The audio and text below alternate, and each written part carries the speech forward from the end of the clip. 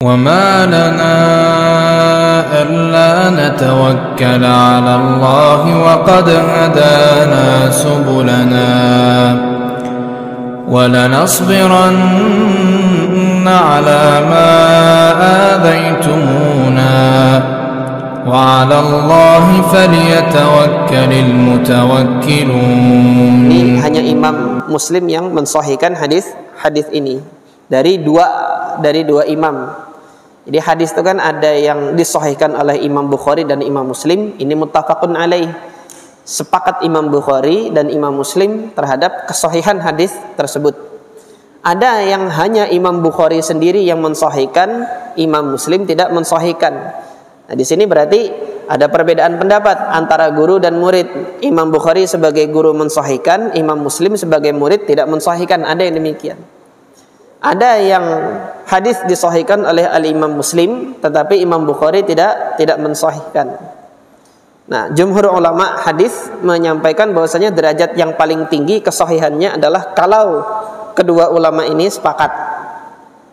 Di bawahnya itu yang disahihkan oleh Imam Bukhari sendiri. Di bawahnya lagi hadis yang disahihkan oleh Imam Muslim sendiri. Di bawahnya lagi bagaimana? Di bawahnya lagi yang sesuai dengan syarat mereka berdua. Apa yang dimaksud sesuai dengan syarat mereka berdua? Perawi-perawi hadisnya itu digunakan oleh Imam Bukhari dan Imam Muslim untuk meriwayatkan hadis-hadis yang ada di Sahihain. Tetapi hadis tersebut tidak diriwayatkan oleh Imam Bukhari dan Imam Muslim. Ngerti ini? Rumit ya.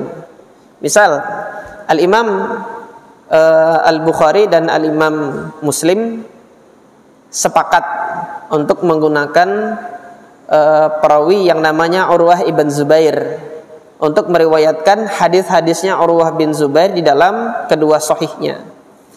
Nah, apakah semua hadis-hadisnya Urwah bin Zubair itu ada di dalam Sahih Bukhari dan ada di dalam Sahih Muslim? Kan nggak ada tuh. Nggak semuanya kan. Nah, ada hadis yang berada di Sunan Abi Daud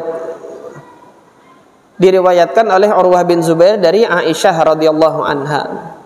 Maka jalur periwayatan Urwah bin Zubair kepada Aisyah radhiyallahu anha ini sesuai dengan derajat kesahihan hadis yang ada di dalam Sahih Bukhari dan Sahih Muslim. Jadi menggunakan rijal yang sama meskipun hadis itu nggak ada di dalam Sahih Bukhari dan Sahih Muslim. Itu sesuai dengan syarat keduanya.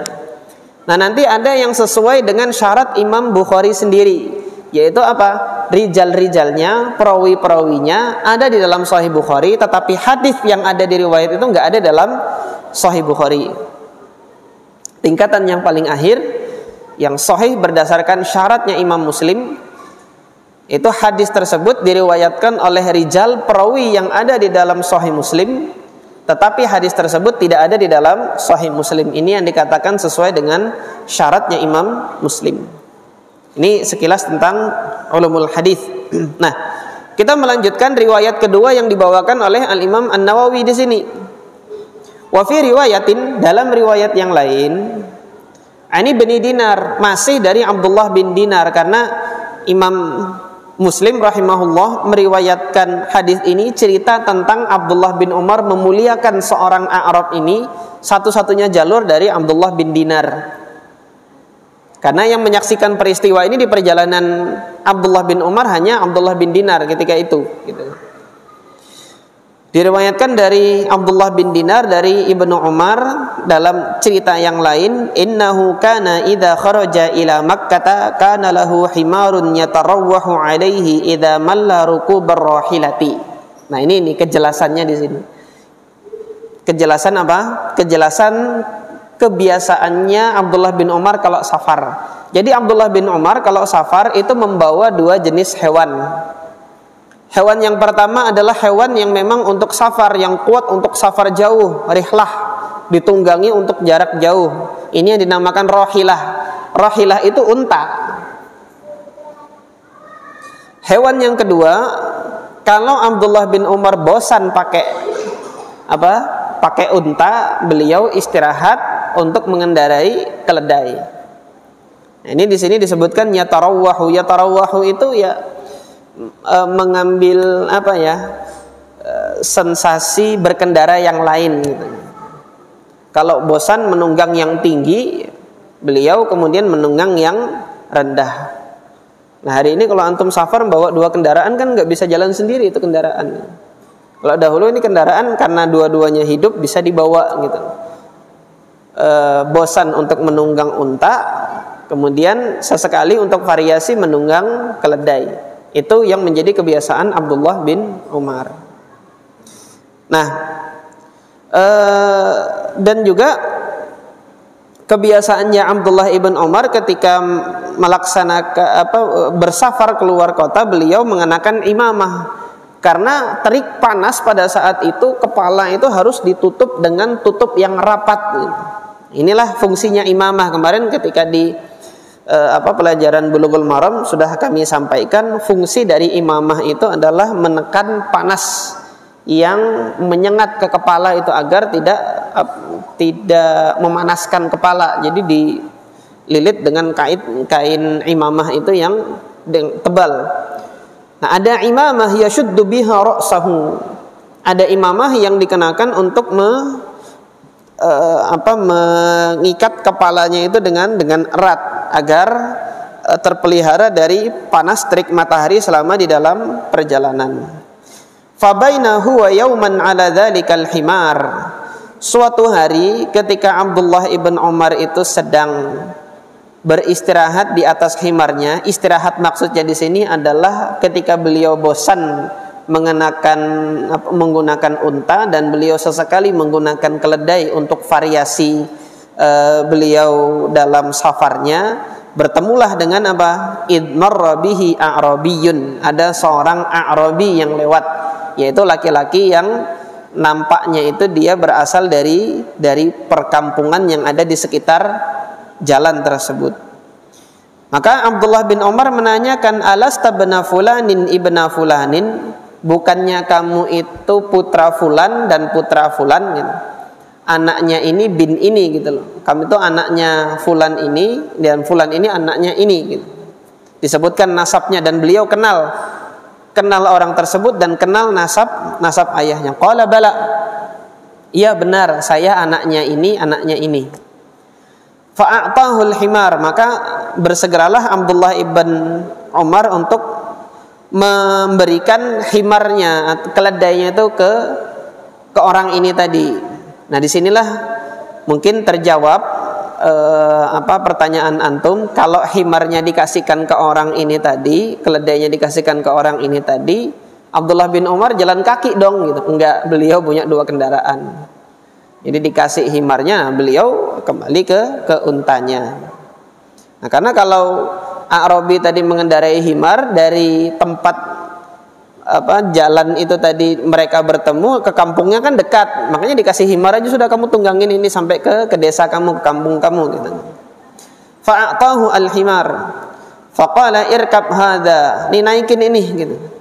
Wa a'tahu al-imamah, dan diberikan pula imamah kepadanya. Wa qala ushdud biha ra'sak, kenakan ini untuk menutup kepalamu dan mengeratkan ikatannya ke kepalamu agar terpelihara dari terik matahari. Faqala lahu ba'du ashabihi, sebagian sahabatnya mengatakan, sebagian orang yang berada di rombongan perjalanannya Abdullah bin Umar, ghafarallahu laka, semoga Allah mengampuni engkau wahai Abdullah bin Umar. A'taita hadzal a'rabiyya himaran kunta tarawwahu alaihi, Anda memberikan keledai kepada A'rabi yang satu ini yang mana Anda telah menungganginya sebelumnya. Wa imamatan kunta tashuddu biha ra'sak, dan engkau menganugerahkan memberikan imamah kepadanya yang sebelumnya telah Anda kenakan untuk dipakai. Maka dijawabnya oleh Abdullah ibn Umar, ini kan seolah-olah pertanyaan nih, kenapa kok engkau begitu? Disampaikan sebagaimana hadis sebelumnya bahwasanya beliau mendengar Rasulullah sallallahu alaihi wasallam, "Inna min abarril birri," sesungguhnya di antara bentuk perbuatan bakti yang paling utama kepada orang tua adalah apa? An yasilar rajulu ahla wuddi abihi. Seorang itu menyambung silaturahim kepada sahabat dekat atau orang yang pernah disayangi oleh ayahnya, ba'da an yuwalliya, setelah ayahnya itu meninggal, setelah ayahnya itu wafat. Nah, ini redaksi yang ketiga ini lebih menjelaskan redaksi yang sebelumnya. Di sini nampak bagi kita bahwasanya apa? Di dalam rombongan perjalanan tersebut ada beberapa orang, namun dari sekian rombongan tersebut hanya Abdullah bin Dinar yang menceritakan kisah ini dan menyampaikan hadis ini kepada murid-muridnya. Nah, dijelaskan oleh Abdullah ibn Umar, wa inna abahu, sesungguhnya ayahnya orang ini gitu kan, kana sadiqan li Umar, dia adalah teman dekatnya Umar bin Khattab, ayah saya. Rawah hadhihi riwayat kullaha Muslim. Al-Imam An-Nawawi mengatakan semua riwayat ini diriwayatkan oleh Al-Imam Muslim rahimahullah. Apa pelajaran yang kita bisa ambil dari hadis ini, dari hadis Abdullah ibn Umar? Sekali lagi, silah itu kan menyambung, melanjutkan, menghubungkan. Rahim itu kasih sayang. Kasih sayang itu asalnya dari Allah Azza wa Jal. Allah memberikan kasih sayang kepada hambanya. Ketika Allah memberikan kasih sayang kepada hambanya, dalam hal ini contohnya adalah Abdullah bin Umar. Abdullah bin Umar dapat anugerah punya 2 kendaraan. Keledai itu kan tadi dengan unta. Allah menganugerahkan Abdullah ibn Umar pakaian yang bisa menahan dirinya, memelihara dirinya itu dari sengatan panas matahari yang pada saat itu tidak dimiliki oleh Arab tersebut. Artinya di sini dalam hal fasilitas Allah telah memberikan kasih sayangnya kepada Abdullah bin Umar. Kasih sayang Allah terhadap Abdullah bin Umar ini dilanjutkan, diteruskan kepada orang ini tadi gitu. Nah, di sini bentuk silaturahim ini, ketika Allah Subhanahu wa taala melihat kita masing-masing hamba bersyukur atas fasilitas yang Allah berikan dengan melanjutkan, menghubungkan kenikmatan yang Allah berikan kepada kita untuk dirasakan orang lain, ini bentuk silaturahim gitu. Allah Subhanahu wa taala memberikan anugerah kepada antum kenikmatan untuk bisa menghadiri majelis ilmu. Keluarga antum mungkin hari ini nggak hadir di majelis ilmu, maka antum sampaikan kenikmatan untuk mengetahui hadis ini, ajaran ini kepada keluarga antum. Itu antum menyambung silaturahim, rahmat Allah antum sambung gitu kan. Allah memberikan kenikmatan kepada antum berupa keluasan harta. Ada tetangga yang dia memiliki keterbatasan harta, keperluannya lebih banyak, anaknya sekolah nggak bisa melanjutkan sekolah, putus sekolah karena nggak ada biaya. Iya, sekolah gratis, tapi kan sekolah perlu beli buku, perlu beli alat tulis dan lain sebagainya, nggak kuat untuk beli itu gitu. Sedangkan Allah telah memberikan rahmatnya kepada antum berupa keluasan harta. Antum melanjutkan rahmat Allah yang Allah turunkan bagi antum kepada tetangga yang memerlukan itu gitu kan. Maka dalam hal ini antum telah melanjutkan, menghubungkan rahmat Allah yang turun kepada antum, dilanjutkan kepada yang lain yang lebih membutuhkan. Itu hakikat dari silaturahim seperti itu. Pada saat Allah melihat hambanya melakukan ini, oh, rahmat yang saya turunkan kepadanya ternyata dia lanjutkan kepada yang lebih membutuhkan gitu kan. Maka Allah akan semakin menambah rahmatnya kepada hamba tersebut gitu. Yang dalam riwayat Imam Tirmidzi, Nabi SAW telah menyampaikan, irhamu man fil ardi yarhamukum man fis sama. Rahmatilah, kasih sayangilah yang ada di muka bumi ini, siapapun yang ada di muka bumi, maka yang ada di langit nanti akan merahmati engkau, akan menyayangi engkau. Ini pelajaran pertama dari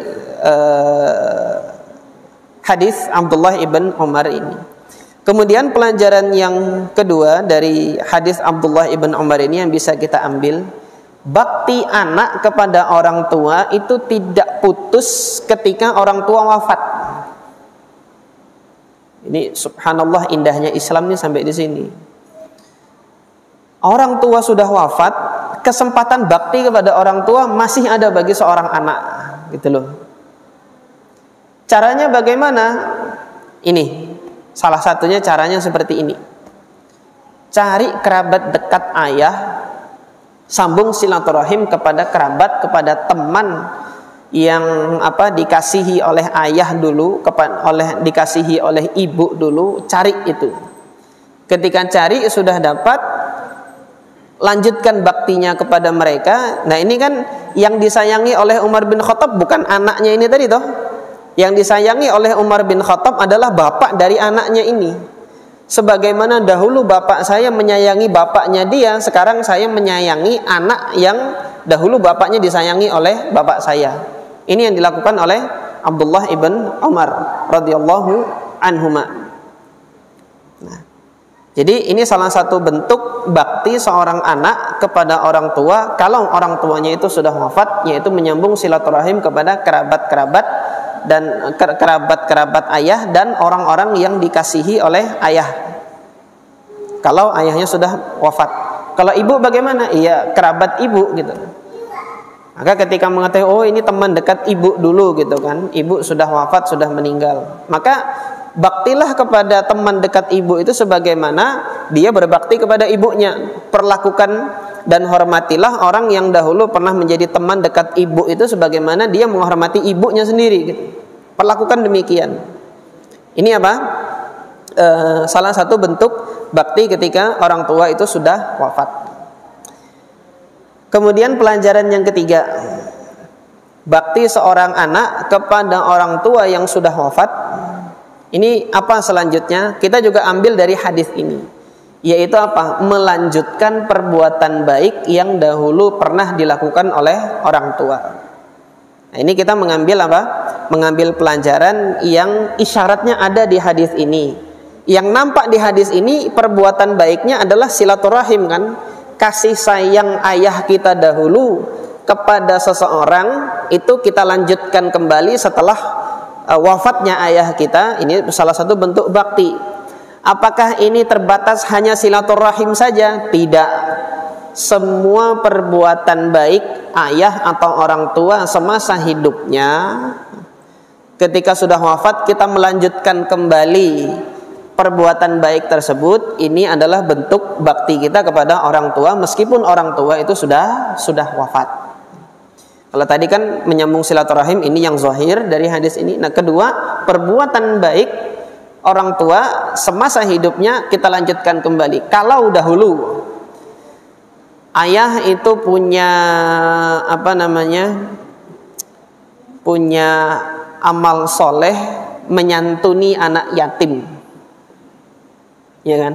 Ada tetangga dia punya anak yatim, kemudian ayah atau ibu kita wafat, santunan terhadap anak yatim itu terputus padahal dia masih sekolah gitu kan. Maka kewajiban si anak lanjutkan itu apa yang telah dilakukan orang tua untuk menyantuni anak yatim itu sampai dia nanti selesai pendidikannya, misalnya seperti itu. Selesai pendidikannya, apakah selesai anunya? Enggak. Terus bina hubungan baik dengannya. Bahkan nanti ketika anak yatim tersebut ternyata sudah selesai pendidikan di perguruan tinggi misalnya, dia berkeluarga, terus perhatikan itu keadaan keluarganya. Karena dahulu ayah pernah dalam semasa hidup ayah misalnya ya, semasa hidup orang tua selalu memperhatikan keadaannya. Maka saya melanjutkan apa yang dahulu pernah dilakukan oleh ayah. Misal punya ayah, sebagian dari kita punya ayah. Ayah kita itu punya cita-cita. Cita-citanya membentuk kelompok tani misalnya. Kalau misalnya di desa-desa ya, ayah itu punya cita-cita membentuk kelompok tani, yang mana kelompok tani ini tujuannya untuk mensejahterakan petani-petani yang ada di desa tertentu. Dalam perjalanan ayah untuk merintis itu, Allah sudah panggil ayah terlebih dahulu gitu.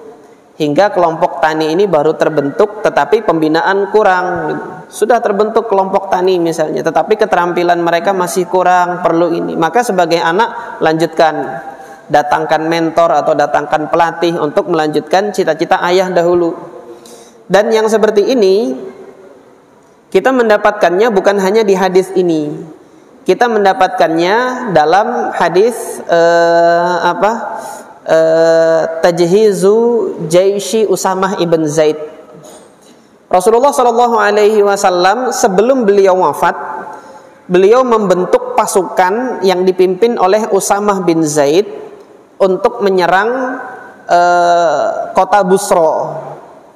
Jadi dahulu kenapa? Karena ayahnya Usamah bin Zaid, yaitu Zaid bin Harithah, gugur dalam pertempuran Mu'tah di situ.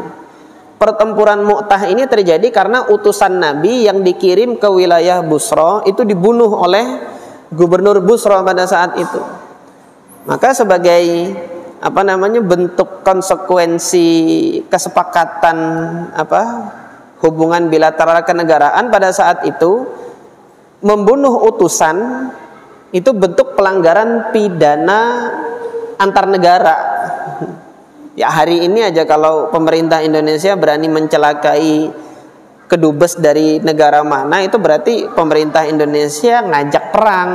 Kalau misal ya ada kedutaan besar dari mana gitu, ternyata pemerintah Indonesia melakukan sesuatu yang tidak baik kepada mereka, ini sama dengan penghinaan terhadap negara tersebut.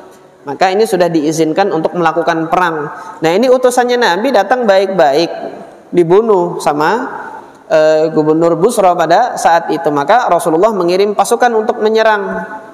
Nah, ketika itu Rasulullah SAW menunjuk 3 sahabatnya untuk memimpin pertempuran. Kalau nanti yang pertama wafat, ganti yang kedua. Kalau yang kedua wafat, ganti yang ketiga. Jadi Rasulullah SAW menunjuk Zaid bin Harithah sebagai pemimpin. Nah, ini saya agak lupa yang pertama kali siapa gitu loh. Antara Zaid atau Ja'far bin Abi Thalib yang pertama gitu. Kalau nanti Zaid bin Harithah gugur, gantikan Ja'far. Ja'far bin Abi Thalib gugur, gantikan Abdullah bin Rawahah. Abdullah bin Rawahah nanti gugur, baru silahkan kalian bermusyawarah. Nah, seorang pendeta Yahudi mengatakan kalau memang dia nabi, ini 3-3-nya mati nih. Benar, 3-3-nya gugur, syahid di medan pertempuran. Setelah wafat Abdullah bin Rawahah gitu kan, gugur di medan pertempuran, beliau syahid. Kaum muslimin bermusyawarah kemudian menunjuk Khalid bin Walid sebagai jenderal perangnya pada saat itu.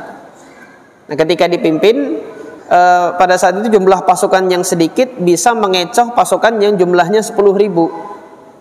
3.000 banding 10.000 pasukan gitu.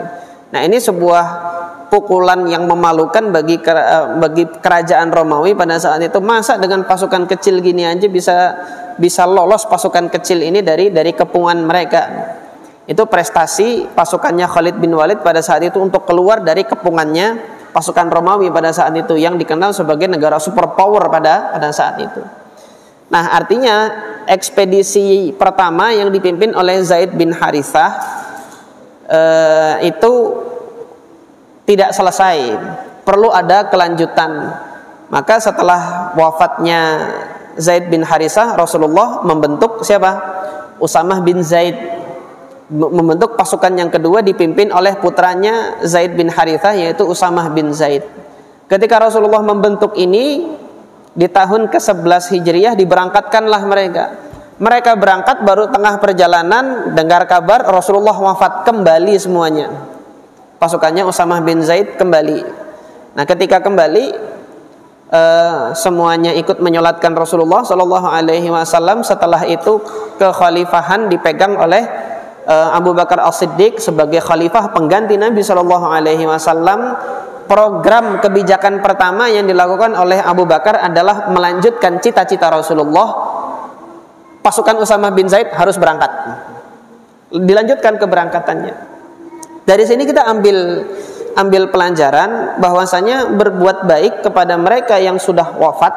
Dalam hal ini kalau anak mau berbuat baik kepada orang tua, lihat cita-cita ayah dulu apa. Ayah punya cita-cita begini, lanjutkan selama cita-cita itu sesuai dengan Al-Quran dan Sunnah gitu. Jadi lanjutkan cita-cita ayah yang mulia gitu. Ayah misalnya ingin membangun perpustakaan gitu. Nanti seluruh harta ayah ini untuk perpustakaan di mana kaum muslimin bisa belajar di situ dan menjadi cerdas, misalnya seperti itu. Ada cita-cita yang demikian. Silahkan lanjutkan. Ayah baru membangun setengah, lanjutkan itu. Dilanjutkan terus.